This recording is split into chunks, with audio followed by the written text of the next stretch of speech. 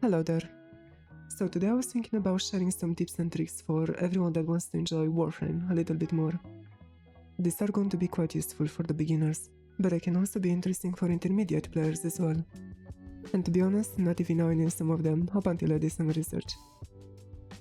Most of the time, you're going to find yourself with incomplete sets when it comes to Warframes and weapons. The parts are going to be cheaper if sold individually, and I would recommend you to always try to complete the set before selling it.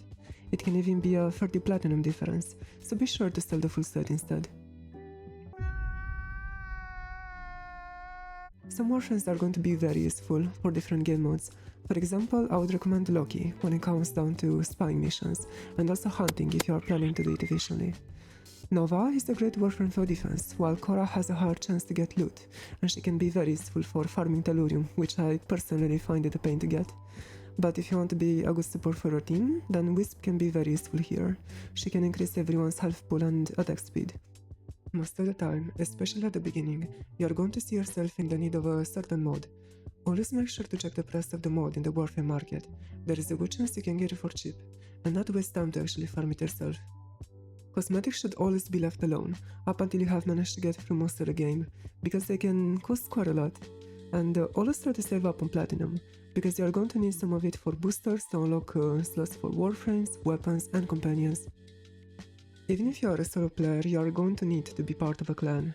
It is very useful, since you are going to be able to buy blueprints for so many weapons and Warframes, as well as different consumables, which you are not going to be able to find elsewhere. Most of the clans will accept you with open arms, so you don't have to worry that much about it. This tip is for anyone that has done the same mistake as me, and please, don't sell any Warframe or weapon part for credits.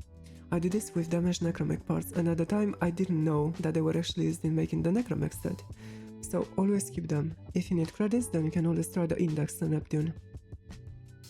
This one is actually new to me. There is an app called Warframe Companion, which allows players to interact with the game while away from console or PC. It provides access to various in-game features and information, such as viewing alerts, invasions, sorties and void fissures, and my most favorite, managing the foundry. As a beginner, you are going to need to focus on ranking up only the mods that are useful to you for the moment. Also, whenever you want to sell ranked mods, just keep them rank 0, up until you need to go to the dojo to sell them. This way you don't have to upgrade any mod beforehand, therefore saving on endo, up until you actually sell the mod. Steel Path is not only harder, but it's also going to give you more items. In comparison to normal mod, it has the 100% increased chance of resource and mod drops, and you'll also be able to get the Steel Essence, which you have to defeat the acolytes that will constantly hunt you down. Spectres usually are very, let's say, slept upon, since I don't really see many people making videos about them, especially the non-Warframe ones. Well, this is a beginner-friendly video, and I'm going to recommend you mostly the Ancient Healer Spectre, which you can get it from the new Loka Syndicate. If you stand close to the Ancient Healer, you'll get a 90% damage reduction from any hit, which makes it very important for defense missions, especially arbitration. Dawn Call Crew is another Spectre, but it's a special one, and I have to make it separate from the other ones. I fully recommend you, the moment you have unlocked Railjack missions, to try and upgrade Command Intrinsic up to rank 9 to unlock Dawn Call Crew. The Spectre has a 5-minute activation period and a 10-minute cooldown, which starts from the time of activating it, so you can have the crew active 50% of the time during a mission. The boosters are very important whenever you want to use your time efficiently. I always recommend to have a double resource and a double chance resource booster. This will make you get 4 times the amount of resources in comparison to not having the boosters, and they also work in the arbitrations. You can buy the boosters for a minimum of 40 platinum for 3 days, and you can always find them in the market. Argon crystals can be a pain to get, although I recommend to just go on an exterminate mission in the void.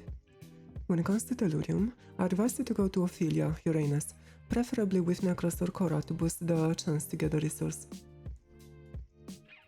As a new player, you should try to do your best to complete each invasion that is available to you. Hill drones, detonite injectors and mutagen masses are very important for you, since especially the weapon blueprints from the dojo will require a lot of them. Invasions will give you all free resources, and as a bonus you can also buy the field drone, detonite and mutagen blueprints from the dojo labs, and use the foundry to make one of each every 12 hours.